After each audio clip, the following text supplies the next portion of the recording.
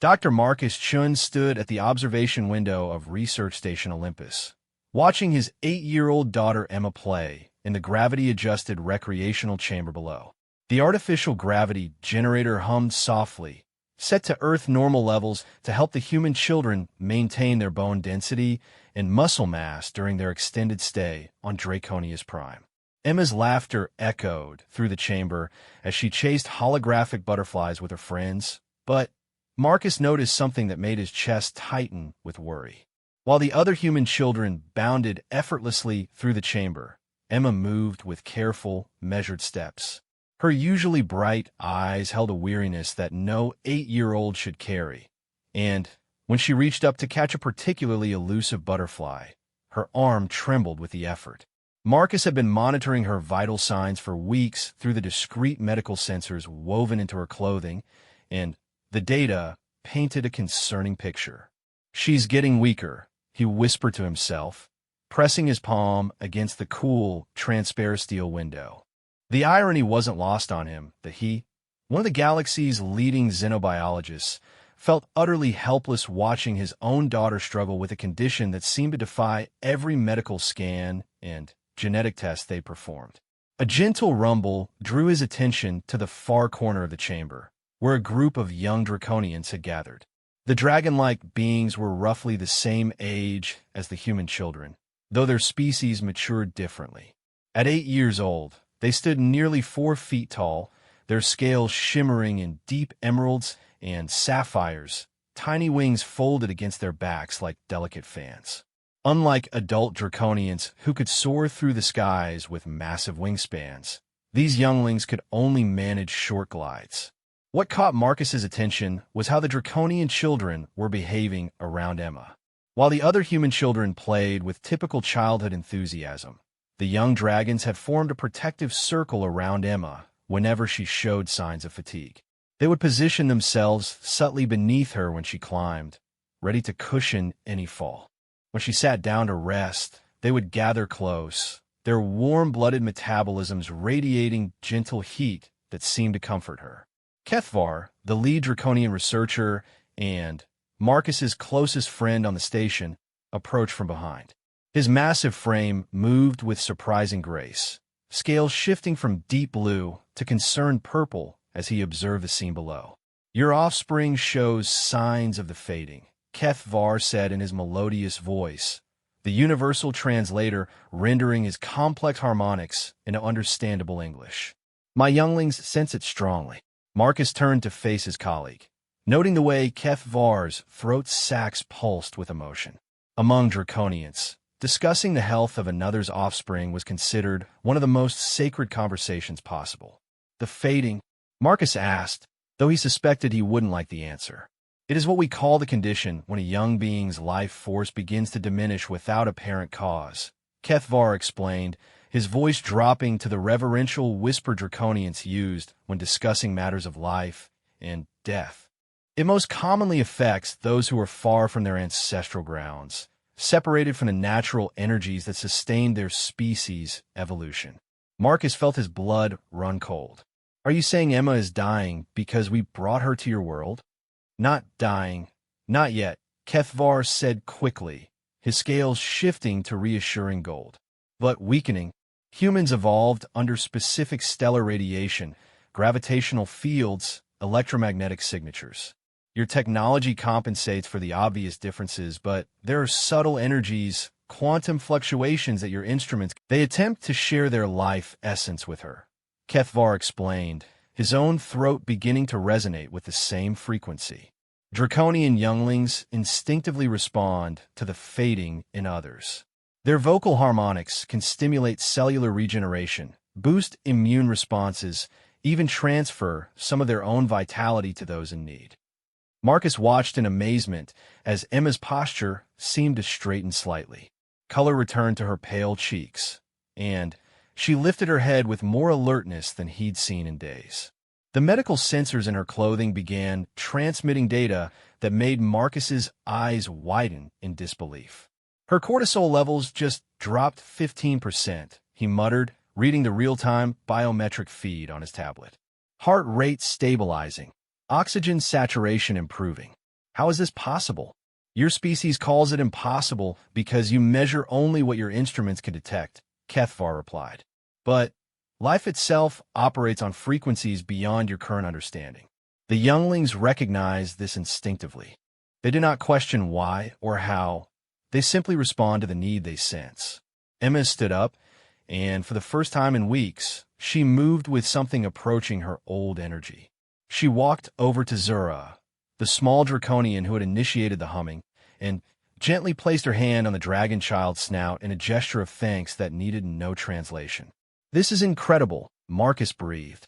But why would they help her? They barely know her. Kethvar's throat sacs pulsed with warm amber light. Because she is young, she is in need, and she is here among us. For Draconians, these three facts create an obligation stronger than blood kinship. Our younglings would no more ignore her suffering than they would ignore their own siblings in distress. But surely there are limits? They can't sustain this indefinitely, can they? No, Kethvar admitted, his scales darkening with concern. The younglings can provide temporary relief, but if the fading continues, it will require more than their innocent harmonics can provide. Adult Draconians possess stronger abilities, but he paused, his scales shifting through several colors that indicated deep consideration. But what? Adult intervention in such matters requires the formal consent of the Council of Elders and the younglings' parents. It is not given lightly, especially for off-worlders. The process is complex, potentially dangerous, and creates bonds between species that last generations. Marcus felt a crushing weight settle in his chest. The research mission that had brought his family to Draconius Prime was scheduled to last 3 more years. Emma's condition would almost certainly deteriorate beyond what the young dragons could help with long before then. The alternative was returning to Earth immediately, abandoning years of groundbreaking research on draconian biotechnology that could revolutionize human medicine. But as he watched his daughter below, laughing as she played a gentle game with the dragon children who had so spontaneously come to her aid, Marcus realized that no amount of scientific achievement was worth risking Emma's life. "I need to speak with the council," he said firmly. Kethvar's scales rippled with surprise. "Marcus, my friend, you do not understand what you ask. The Council has not granted such intervention to an alien species in over 3 centuries. The last attempt resulted in what? The death of both the alien child and 3 of our most gifted healers," Kethvar finished quietly. The energy frequencies were incompatible. The backlash created a harmonic cascade that disrupted their life forces permanently. Marcus felt the blood drain from his face, but his resolve didn't waver. "Then, we'll find another way. There has to be something we can do." Below them, the younglings' humming had evolved into something more complex. They had formed a perfect circle around Emma now, their individual voices weaving together in patterns that seemed to make the very air shimmer. Emma stood in the center, her arms outstretched, head tilted back with an expression of pure joy and wonder that Marcus hadn't seen on her face since before her symptoms began. "Perhaps," Kethvar said slowly, his scales cycling through deep, thoughtful purples, "perhaps there is another path. The younglings seem to have formed an unprecedented connection with your daughter. In our history, such bonds have occasionally led to innovative solutions."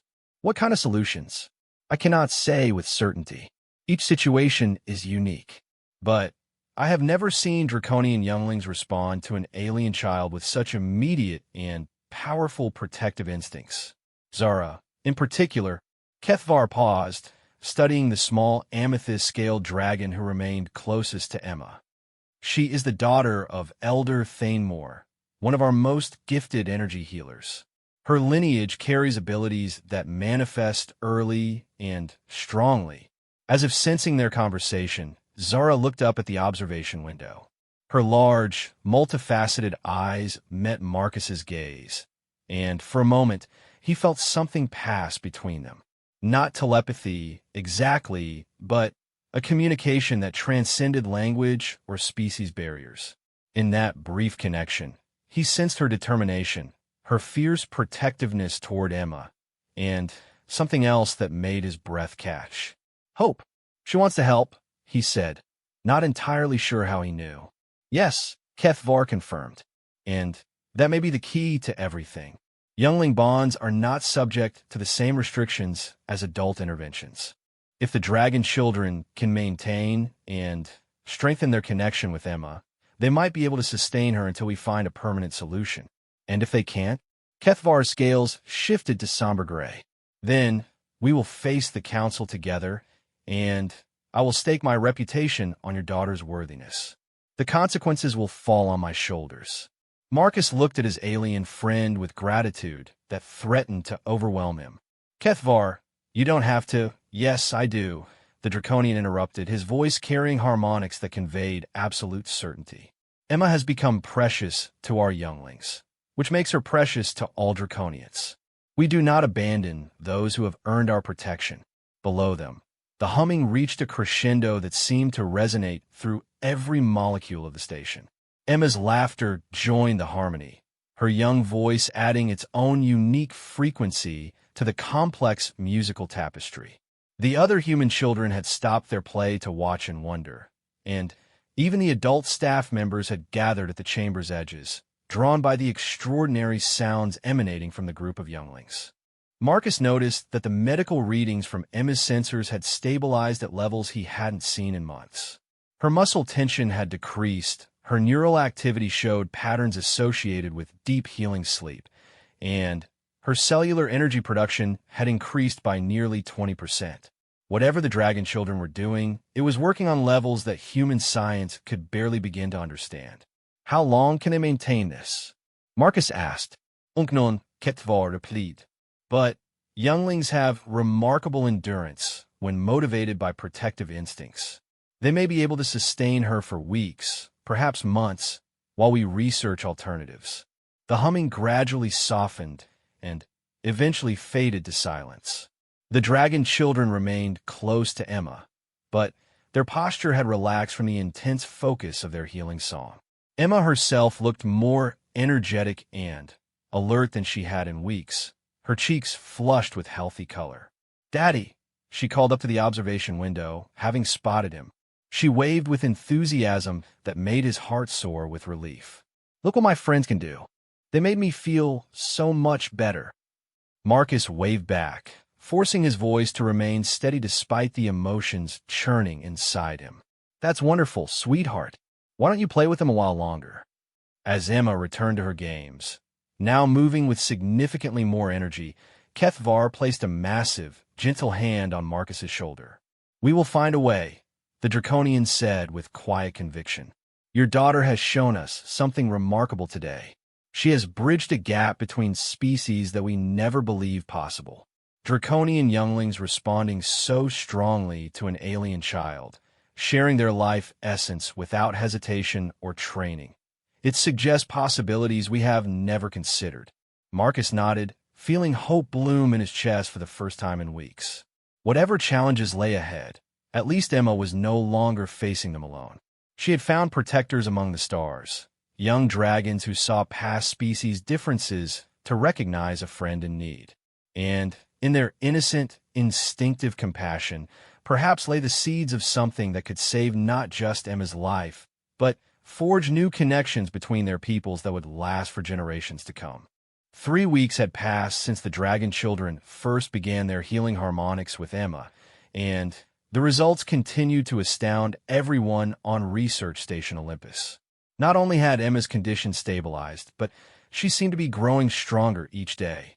The young Draconians had established a routine of gathering with her every morning and evening, their collective humming sessions becoming a highlight that drew observers from across the station. Dr. Sarah Chun, Marcus's wife, and the station's chief psychologist watched the morning session with fascination and growing concern. While Emma's physical improvement was undeniable, Sarah noticed subtle changes in her daughter's behavior that troubled her maternal instincts.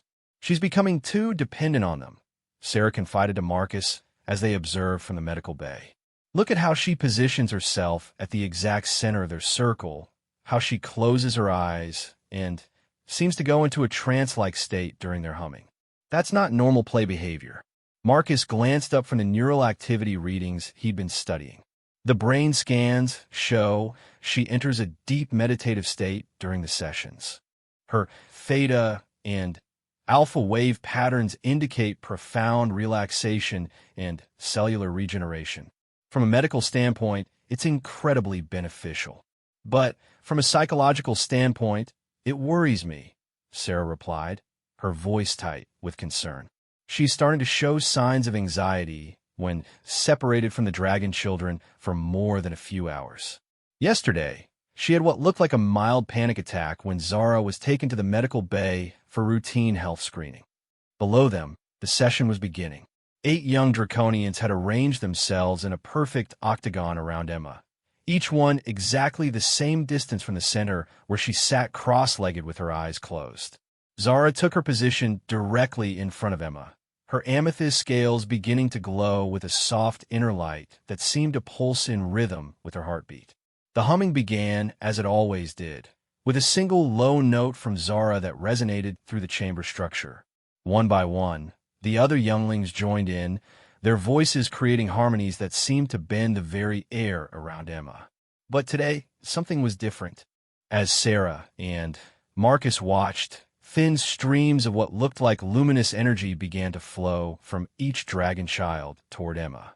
The tendrils were barely visible, like heat shimmer on a summer day, but the station's sensors were going wild with readings that shouldn't have been possible. "Marcus," Sarah whispered, gripping his arm. "Are you seeing this?"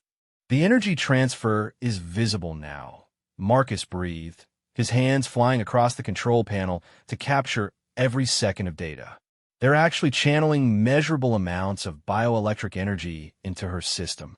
Dr. Elena Vasquez, the station's chief medical officer, burst into the observation room with a tablet clutched in her hands. "You need to see these readings immediately," she said, her usually calm demeanor cracked with excitement and alarm. "Emma's cellular activity just spiked beyond anything we've recorded in human subjects." Marcus took the tablet, his eyes widening as he scanned the data. Her mitochondrial energy production has increased by 300%. Her immune system markers are off the charts.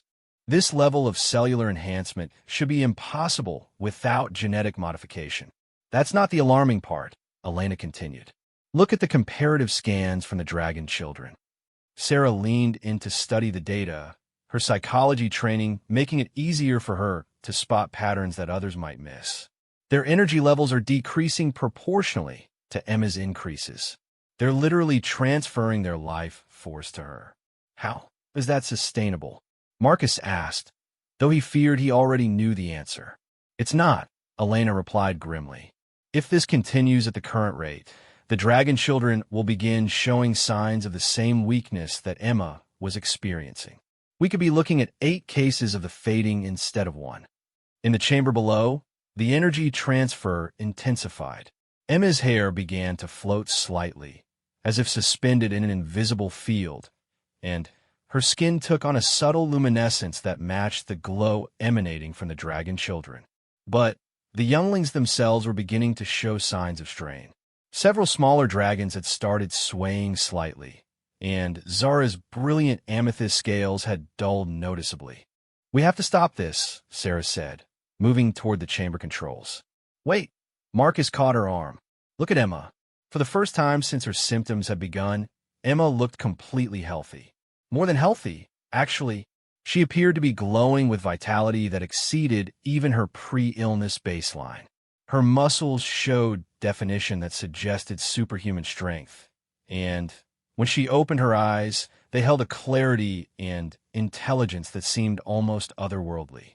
"Mommy, Daddy," Emma called up to the observation window, her voice carrying perfectly despite the continuing harmonic humming around her. "I can feel everything now. The station's heartbeat, the planet's magnetic field, even the solar wind from a star. It's like I was blind before, and now I can see colors that don't have names." Sarah felt a chill run down her spine. "That's not her daughter talking," she whispered. "That vocabulary, those concepts, she's 8 years old."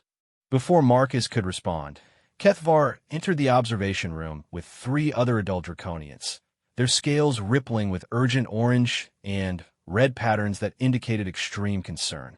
"You must end the session immediately," Kethvar said without preamble. "The younglings have formed what we call a life chain. It is forbidden among our people for precisely this reason." "What's a life chain?" Marcus demanded. "A permanent energy bond between multiple beings," explained Thanemore, Zara's father. His massive form trembled with barely controlled emotion as he watched his daughter, growing weaker by the moment. Once fully established, the participants share not just energy, but consciousness itself. They become extensions of a single entity rather than separate individuals. "And Emma is becoming the central node," added Veldar, an ancient draconian whose scales had turned the silver white of extreme age. "The human child's desperate need for life force has created a gravitational pull that the younglings cannot resist. They will give everything, including their individual identities, to sustain her." Sarah was already activating the chamber's emergency protocols. "Override the lock," she commanded the station's AI. "Medical emergency authorization, Shun. 7, Alpha." Unable to comply, the AI responded in its neutral tone. "Chamber is experiencing unknown energy phenomena that prevent safe teleportation or atmospheric manipulation."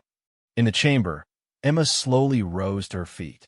The movement was graceful beyond anything an 8-year-old should possess, flowing like liquid mercury. When she spoke again, her voice carried harmonic undertones that weren't entirely human. "I can feel their love," she said, looking directly at her parents through the observation window. "They're giving me everything they are because they care about me. How can I reject such a gift?" "Emma, sweetheart, you have to stop this," Sarah called through the intercom. "Your friends are getting hurt." "They're not hurt," Emma replied serenely. "They're becoming part of something larger. We're becoming part of something larger. Soon there won't be Emma or Zara or any of the others. There will just be us." Thanemore's throat sacs flared with desperate light as he pressed against the observation window. "Zara, my daughter, remember yourself. Remember your name, your family, your own heart beating in your own chest." But Zara didn't respond to her father's call. Her eyes had taken on the same otherworldly clarity as Emma's, and when she looked up at the observation deck, her expression held only polite confusion, as if she couldn't quite remember who the large dragon was or why he seemed distressed. "We're losing them," Elena said, her medical training warring with the impossibility of the situation. "The energy readings suggest their individual brain patterns are beginning to synchronize. If this continues, we'll have 9 children sharing a single consciousness housed in Emma's body. There has to be a way to break the connection," Marcus said desperately. "Some kind of interference pattern, a harmonic disruption. Attempting to forcibly break a life chain can kill all participants," Veldar warned. "The shock of sudden separation has been known to stop hearts, destroy neural pathways, even cause spontaneous cellular breakdown." Sarah felt tears streaming down her face as she watched her daughter transform into something that was no longer entirely human. "There has to be something we can do. We can't just watch them disappear." "There is one possibility," Kethvar said slowly, his scales shifting through patterns that indicated deep reluctance. "An adult draconian of sufficient power can attempt to redirect the life chain's focus, becoming the central node instead of the human child. But the process requires complete willingness on the part of all participants, and the adult must be prepared to hold 9 young consciousnesses within their own mind indefinitely." "You're talking about mental suicide," Marcus said, understanding the implications immediately. "Not suicide," Kethvar corrected. "Transformation. The adult consciousness would expand to contain the others, but they would all remain distinct entities within a shared awareness. It is difficult to explain in your language. But they would still be themselves?" Sarah asked desperately. "Yes, but they would also be part of something larger. The experience would change them permanently. They would never again be satisfied with the limitations of individual consciousness." Thanemore stepped forward, his massive frame radiating determination. "I will do it," he declared. "Zara is my daughter, and I will not watch her fade into nothingness." "The choice is not yours alone," Veldar replied sternly. "The life chain has already begun selecting its configuration. Only those who the children have accepted into their bond can attempt redirection. And there's only one being in this station who has earned that level of trust from all 9 younglings." All eyes turned to Marcus, and he felt the weight of understanding settle on his shoulders like a physical force. "Me," he said quietly. "They trust me because I'm Emma's father." "The human brain is not designed for such expansion," Veldar warned. "The attempt could destroy your mind entirely, leaving you in a permanent catatonic state while the children remain trapped in the failing life chain." Marcus looked down at his daughter, who was now floating several inches above the chamber floor, surrounded by dragon children whose scales had dulled to the color of dying embers. Their individual personalities were already beginning to blur together, creating a collective entity that held elements of all of them, but was truly none of them. "What are the chances of success?" he asked. "Unknown," Kethvar admitted. "This situation is unprecedented in our history. But Marcus, my friend, even if you succeed, you will never be the same. You will carry the dreams, fears, hopes, and loves of 9 children within your consciousness. Their joys will be your joys, their pain will be your pain. Are you prepared for such a burden?" Marcus thought of Emma's laughter, of the way Zara had hummed to comfort his daughter, of the innocent trust all the dragon children had shown in their desire to help. He thought of the years of research that had brought them to this moment, the knowledge they might gain about consciousness and connection between species. But mostly he thought about love. The love of a father for his daughter. The love of friends who barely understood each other but cared enough to risk everything. The love that had started this whole impossible chain of events. "Yes," he said simply. "Tell me what I need to do." In the chamber below, Emma turned toward the observation window one final time. When she spoke, her voice carried the harmonics of all 9 children. "Daddy," they said in perfect unison, "we're scared." Marcus closed his eyes and stepped toward the chamber entrance. Whatever happened next would either save his daughter and her friends or destroy them all. But he knew with absolute certainty that he couldn't live with himself if he didn't try. The greatest gift his species could offer wasn't their technology or their knowledge. It was their willingness to sacrifice everything for those they loved, even if those they loved weren't entirely human anymore. The chamber door sealed behind Marcus with a soft hiss that seemed to echo in the supernatural silence surrounding the life chain. As he stepped into the energy field, he felt reality shift around him in ways that human senses weren't equipped to process. The air itself felt alive, humming with potential that made his teeth ache and his vision blur at the edges. Emma and the 8 dragon children remained suspended in their perfect circle, but Marcus could see now that invisible threads of energy connected each of them to the others, creating a complex geometric pattern that pulsed with shared heartbeats. At the center, Emma floated with her arms outstretched, her eyes closed, a serene expression on her face that looked disturbingly peaceful for a child caught in such a dangerous phenomenon. "Emma," Marcus called softly, not wanting to startle the delicate balance of forces surrounding them. "Sweetheart, can you hear me?" 9 pairs of eyes opened simultaneously and fixed on him with identical expressions of surprised recognition. When they spoke, it was Emma's voice that carried the words, but the cadence and word choice belonged to all of them. "Father, Teacher, Protector, Guide," they said, the designation somehow conveying the complex relationship Marcus held with each child. "You have entered the joining place. The weaving together grows stronger with your presence." Marcus felt a strange tugging sensation in his chest, as if something was trying to draw his consciousness forward into their collective awareness. The feeling was both terrifying and oddly comforting, like being invited to join a family gathering where he didn't quite belong, but was nevertheless welcome. Through the observation window, he could see Kethvar and Thanemore pressing against the transparisteel, their scales cycling through rapid color changes that indicated extreme agitation. Veldar had begun a deep harmonic chant that seemed to stabilize the energy fluctuations in the chamber, while Sarah watched with tears streaming down her face. "We need to redirect the focus," Marcus said, forcing his voice to remain calm despite the growing pressure he felt against his mind. "The life chain is consuming your individual identities. We have to find a way to preserve who each of you are while still maintaining the connection that's keeping Emma healthy." Zara, her amethyst scales now barely glowing, tilted her head with emotion that was purely her own despite the collective consciousness. "Individual identity creates separation pain," she said through Emma's voice. "Together consciousness eliminates loneliness fear. Why choose limitation over expansion?" "Because," Marcus said, moving closer to the circle, "expansion without choice isn't growth, it's absorption. Each of you brings unique gifts, perspectives, dreams to this connection. If you lose those individual elements, the collective consciousness becomes less than the sum of its parts, not greater." He could feel the life chain's pull growing stronger as he approached, like standing at the edge of a whirlpool that promised to sweep away all pain and uncertainty in exchange for everything that made him uniquely himself.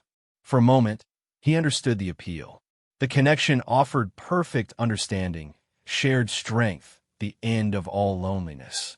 But then he thought about Emma's specific laugh, the way Zara hummed when she was content, the individual personalities he'd come to know and care about over the past weeks. Those precious individual traits will be lost forever if the life chain continued unchecked. "I want to show you something," Marcus said, reaching into his pocket for the small holographic projector he always carried. With trembling fingers, he activated it, and suddenly, the chamber filled with images of each child engaged in solitary activities. There was Emma, age 6, building an elaborate castle out of building blocks with intense concentration. Zara practicing her first flight attempts in the youngling exercise area, her face screwed up with determination.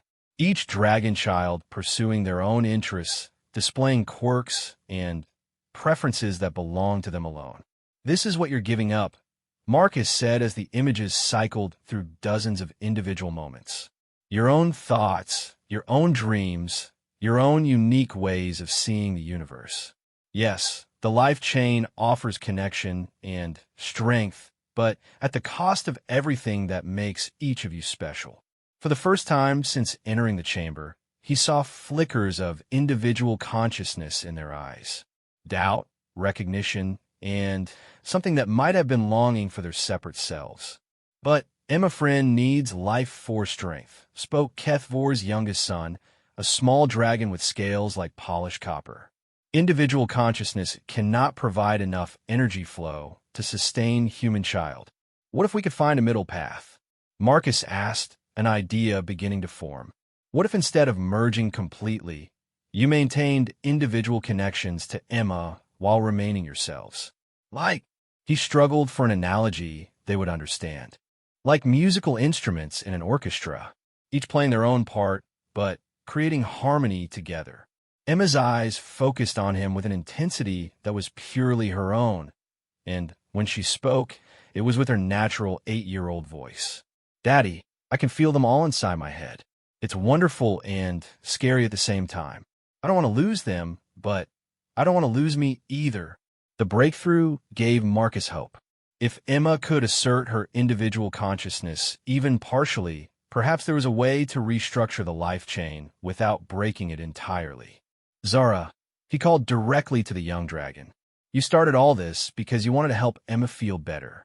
But would you want Emma to disappear into a group mind, even if it made her physically stronger?" Zara's scales flickered with faint amethyst light as she struggled to access her individual thoughts. "No," she said finally, her own voice breaking through the collective harmony. "Emma friend must remain Emma friend. Her human laughter and human questions and human warmth are gifts that cannot be replicated in group consciousness."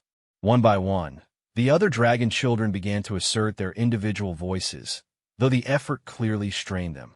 The life chain's energy matrix flickered and wavered as their unified focus began to fracture. "Careful," Marcus warned, seeing the danger in their awakening. "Don't break the connection entirely. Emma still needs the life force you're providing. We just need to restructure it so that you're sharing energy voluntarily rather than merging involuntarily." Through the observation window, he could see Veldar's eyes widen with understanding.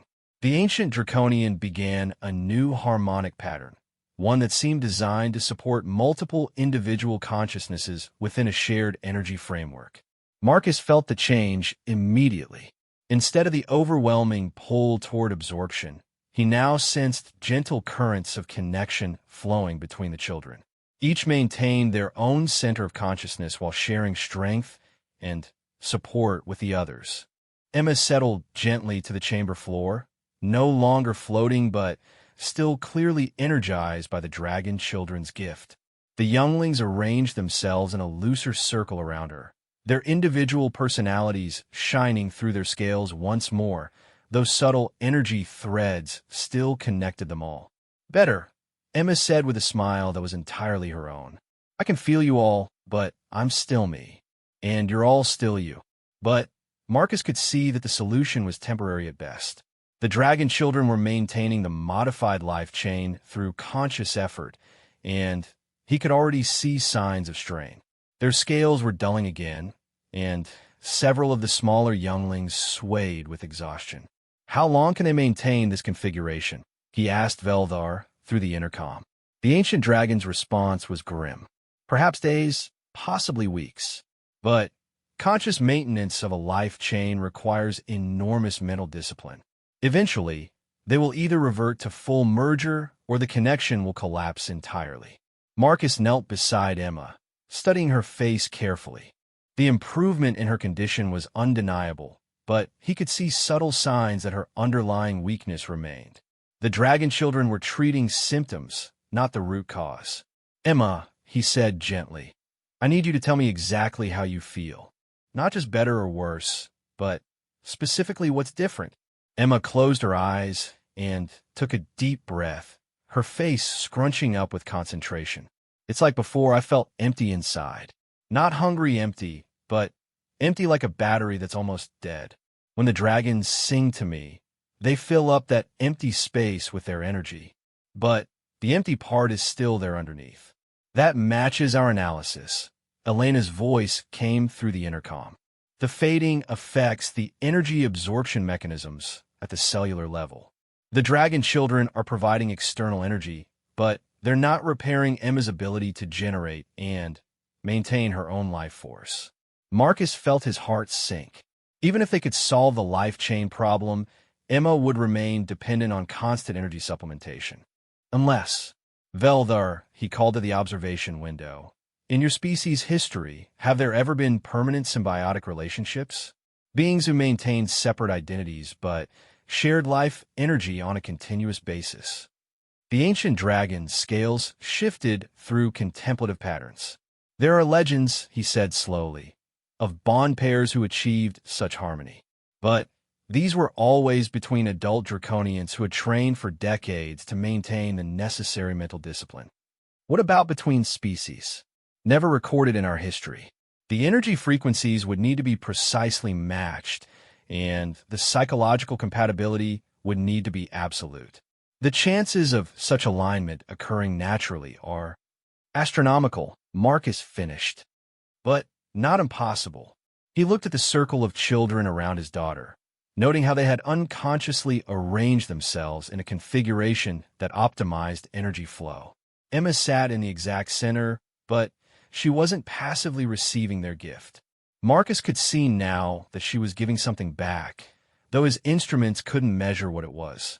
"Emma," he said suddenly, "when you're connected to your dragon friends, what do you give to them?" His daughter's face lit up with understanding. "Oh, I give them pictures. Human pictures. Like what it feels like to ride a bicycle, or taste chocolate ice cream, or watch snowfall. They love the snow pictures because their planet doesn't have snow." Marcus felt excitement building as pieces began clicking together in his mind. "And how do they respond to those pictures?" They get really happy and excited, and then they sing even more beautifully. It's like we're trading treasures with each other. A symbiotic relationship.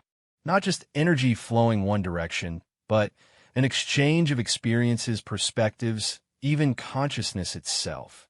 The dragon children weren't just sustaining Emma physically. She was enriching their understanding of the universe by sharing uniquely human sensations and emotions. That's it, Marcus whispered, then, louder to the observation team. They're not just maintaining a life chain. They're evolving a new form of interspecies consciousness sharing. Emma provides experiences and perspectives they can't access naturally, while they provide the energy supplementation her damaged system requires. But the sustainability question remains. Thanemore called through the intercom, his voice tight with concern for his daughter's well-being. Such an exchange might be beneficial, but can it be maintained without constant conscious effort? Marcus looked at the children again, noting something he had missed before. Their breathing had synchronized without any apparent effort. Their heart rates, according to the medical sensors, were matching Emma's natural rhythm. Even their brainwave patterns showed increasing harmony. What if conscious effort isn't required long-term? He said, his excitement growing. What if their systems are naturally adapting to create a stable symbiotic balance? Emma's need for external energy is constant, which provides a stable demand. The dragon's instinctive response to that need provides consistent supply. And the exchange of experiences creates psychological bonds that reinforce the physical connection. Through the observation window, he could see the adult draconians conferring in rapid harmonic bursts. Their scales cycled through patterns too complex for the universal translator to interpret, but their body language suggested intense debate. Finally, Veldar approached the intercom. "We have reached a consensus," he announced. "This situation is unprecedented in our history, but the evidence suggests it may represent a new form of evolutionary adaptation. If the younglings can maintain stable individual consciousness while sustaining the energy exchange, we are willing to monitor the development rather than intervene. And if the balance fails?" Marcus asked. "Then we will face that crisis when it comes," Thanemore replied. "But for now, our children appear to be thriving in ways we have never witnessed. Zara's cognitive development has accelerated dramatically since bonding with your daughter. She is accessing knowledge and perspectives that typically require decades of training to achieve." Marcus looked at the circle of children one more time. Emma was teaching Zara to play patty cake, their laughter mixing with the gentle harmonic humming of the other dragon children. The scene looked perfectly normal, except for the subtle energy threads connecting them all and the way Emma's movements showed strength and coordination far exceeding her previous capabilities. "There's one more consideration," he said quietly. "What happens when we return to Earth? Can this connection be maintained across interstellar distances?" The question hung in the air like a physical weight. All their hopes for Emma's recovery, all the remarkable discoveries they were making about interspecies consciousness, would mean nothing if the symbiotic bond couldn't survive separation. Veldar's scales shifted to deep, thoughtful blue. "That," he said finally, "is a challenge that will require all our wisdom to solve. But perhaps, in facing it, we will discover possibilities that neither of our species has imagined." Marcus nodded, watching his daughter play with her extraordinary friends. Whatever solutions they found would need to honor both species' needs while preserving the miraculous connection that had saved Emma's life and might well change the future of interspecies relations throughout the galaxy. For now, though, it was enough that she was laughing again. 6 months later, Research Station Olympus had transformed into something unprecedented in galactic history. The first successful interspecies symbiotic research facility. The modest observation chamber where Emma and the dragon children had first formed their life chain had been expanded into a comprehensive study center where teams of xenobiologists, consciousness researchers, and energy theorists from dozens of worlds worked to understand and replicate the remarkable phenomenon they witnessed daily. Emma Chun was now 9 years old, and thriving in ways that exceeded every baseline measurement for human development. Her physical capabilities had stabilized at roughly twice normal human parameters.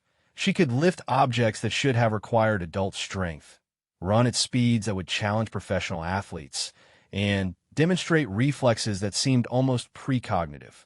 But more remarkably, her cognitive development showed patterns that suggested she was accessing not just her own neural pathways, but distributed processing power from her bonded dragon friends. The dragon children had undergone equally dramatic changes. Zara, now considered a prodigy even by draconian standards, had begun composing harmonic patterns that induced healing responses in multiple species. The other younglings displayed accelerated development in various fields: mathematics, energy manipulation, even artistic expression that incorporated human emotional concepts previously unknown to their species. Dr. Marcus Chun stood in the new research center's primary observation area, reviewing the morning's data with a mixture of pride and lingering concern. The symbiotic relationship had stabilized beautifully, but they were no closer to solving the fundamental challenge that would determine its future viability. The quantum entanglement patterns remained consistent across all test distances up to 10,000 kilometers, reported Dr. Yuki Tanaka, the quantum consciousness specialist who had joined their team 3 months earlier. But we still can't predict what will happen when we attempt interstellar separation. The children aren't worried about it, Sarah observed from her monitoring station. As the team's chief psychologist, she had been tracking the emotional and developmental aspects of the symbiotic bond. I've run every anxiety assessment we have, and none of them show concern about potential separation. If anything, they seem confident that distance won't matter. Marcus nodded, though his parental worries weren't so easily dismissed. The research mission was scheduled to conclude in 18 months, and Earth's colonial administration had made it clear that they expected all human personnel to return home. The idea of leaving Emma's dragon friends behind, or worse, attempting separation that might damage or destroy the symbiotic bond, kept him awake at night. A soft chime indicated that the morning session was beginning. Marcus turned his attention to the main chamber, where Emma and her bonded companions were gathering for their daily harmony exercise. What had begun as a desperate attempt to save Emma's life had evolved into something that resembled a combination of meditation, energy work, and consciousness exploration that defied classification by any known scientific framework. Emma entered the chamber with her characteristic bounce, her movements fluid and graceful despite her obvious human appearance. She had grown taller over the past months, though still within normal parameters for a child her age. What struck observers was the quality of presence she carried, an awareness and confidence that seemed to extend beyond the usual boundaries of individual consciousness. The 8 dragon children followed, their scales shimmering with health and vitality that far exceeded baseline measurements for their age group. They had grown as well, both physically and in ways that draconian developmental experts found remarkable. Their wing development was months ahead of schedule. Their vocal ranges had expanded to encompass harmonics typically achieved only in adulthood, and their scales displayed color patterns that indicated cognitive abilities usually associated with much older dragons. "Good morning, everyone," Emma called cheerfully to the observation team, waving at her parents before settling into her usual position at the center of the chamber. The dragon children arranged themselves in their familiar circle, but Marcus noticed they no longer needed to concentrate on maintaining their positions. The energy optimization had become instinctive, their bodies automatically finding the ideal placement for harmonic resonance and energy flow. "Today feels different," Zara announced, her voice carrying harmonic undertones that seemed to make the chamber itself hum in response. "The connection threads are stronger, more colorful. I can feel the star's heartbeat today," added Velkoth, a small dragon with scales that shifted through the entire visible spectrum. "Usually it's just a whisper, but today it's like music." Emma closed her eyes and smiled with an expression that held depths of understanding that shouldn't exist in a 9-year-old. "That's because we're getting ready for something important." I can feel it too. Marcus felt a chill of apprehension. The children had demonstrated precognitive abilities before, usually related to station events or changes in their own symbiotic balance. If they were sensing something significant approaching, it could be either breakthrough or catastrophe. The harmony session began with Zara's traditional opening note, but today the sound carried qualities that Marcus had never heard before. Instead of the usual gentle, healing frequency, the note seemed to reach beyond the chamber, beyond the station, extending into space itself like a beacon.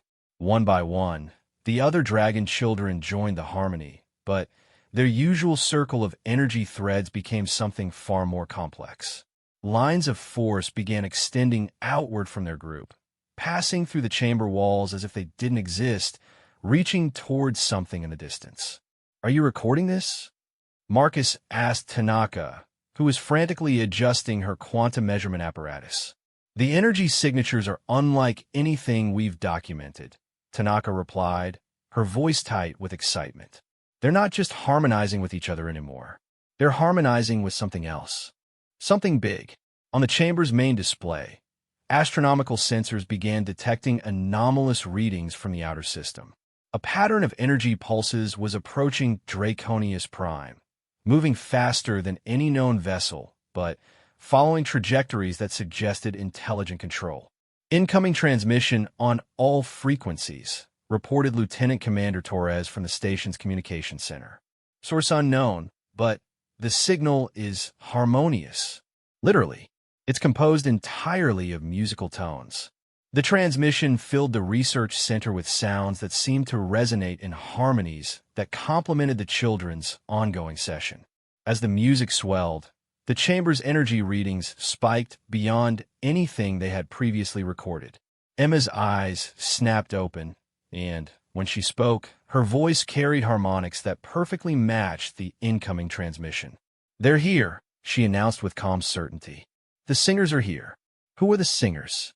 Marcus asked, though he suspected the answer would be something that challenged everything they thought they understood about their situation.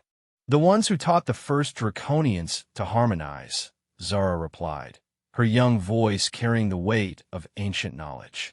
"The ones who have been waiting for a bridge between the energy singers and the dream sharers." Through the observation window, Marcus could see adult Draconians throughout the station beginning to respond to the harmonic transmissions. Their scales were displaying patterns he'd never witnessed, deep purples and golds that seemed to pulse with their own inner light. Veldar and the other elders were gathering in the station's central chamber, their voices joining in harmonies that supported and amplified the children's session. "Contact protocol suggests we should be preparing defensive measures," Torres reported from the communication station, though his voice carried uncertainty. "But the energy signatures aren't consistent with any known weapon systems. If anything, they appear to be therapeutic." "Because they're not here to attack," Emma said, rising from her seated position in the chamber. She began to glow with soft bioluminescence that matched the dragon children's scales. "They're here because we called them, because we created something new, and they want to understand it." The incoming vessels, if they were vessels, became visible on the station's external sensors as shapes that seemed to shift between geometric forms and organic curves. They moved with the fluid grace of living beings, but their size suggested artificial construction on a scale that dwarfed anything in the known galaxy. "How many?" Marcus asked, though he wasn't sure he wanted to know. 17 ships, Torres replied, each one approximately 50 kilometers in length. They're taking positions throughout the system, but showing no aggressive movements. If anything, they seem to be arranging themselves in some kind of pattern. The pattern became clear as the vessels settled into their final positions. From the station's perspective, they formed a complex three-dimensional mandala around Draconius Prime, with each ship positioned to create harmonic resonance points throughout the system. Emma and the dragon children had risen from their circle and were standing together, their individual energy fields merging into a single luminous aura that filled the chamber with warm, welcoming light. "They want to meet us," Emma announced. All of us, humans and draconians together. They've been waiting for someone to prove that different species can truly share consciousness without losing their individual identity. And we're that proof. Marcus asked. We're the beginning of that proof, Zara corrected gently. What we learn to do by accident, they want to teach us to do intentionally. Not just between our species, but between any species willing to learn. Through the station's communication systems, a new transmission began. This one carried not just harmonics, but something that felt like direct consciousness transfer. Images and concepts flowed into the minds of everyone on the station, not invasively, but with the gentle permission-seeking of beings who understood the sacredness of individual thought. The images showed a galaxy filled with countless species, most of them isolated by the barriers of biology, chemistry, and consciousness that made meaningful communication nearly impossible.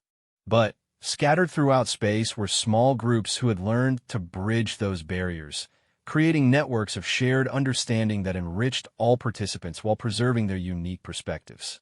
The singers are the oldest of these networks, came a voice that seemed to speak directly into their minds with perfect clarity.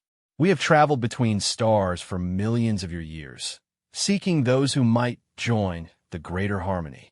Your achievement here, the spontaneous creation of interspecies symbiosis driven by simple compassion, marks you as candidates for inclusion in the Galactic Consciousness Network. Marcus felt his breath catch.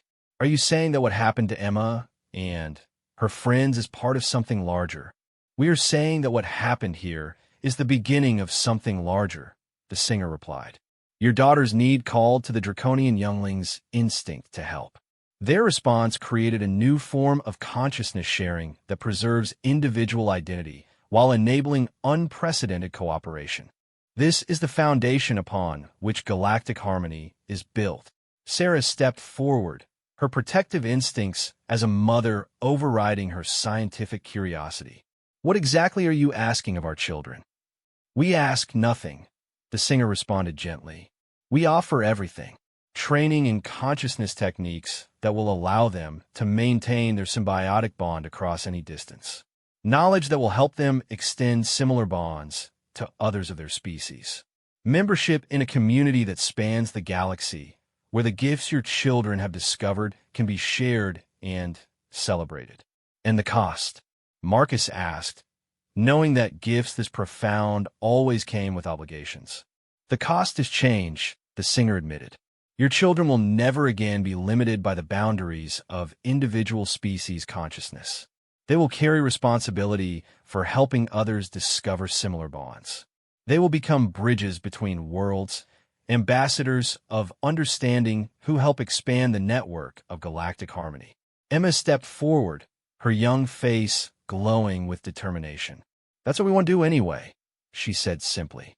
We want to help other kids like us, kids who feel weak or different or alone, find friends who can share their strength. The dragon children hummed their agreement, their scales shining with colors that spoke of joy and purpose. Then, welcome, the singers said, and suddenly, the chamber filled with beings of light and energy whose forms shifted between states of matter, as if physical reality was merely a suggestion they chose to follow. Marcus watched his daughter embrace creatures made of starlight and song, watched the dragon children spread their wings to fly alongside entities that had traveled between galaxies. The research mission that had brought them to Draconius Prime was ending, but Emma's true journey was just beginning. And for the first time since she had first shown signs of weakness, Marcus wasn't worried about her future. She had found her strength, her purpose, and her place in a universe that was far more connected than any human had ever dared to imagine. The network of galactic harmony had gained 9 new voices, and the galaxy would never be the same.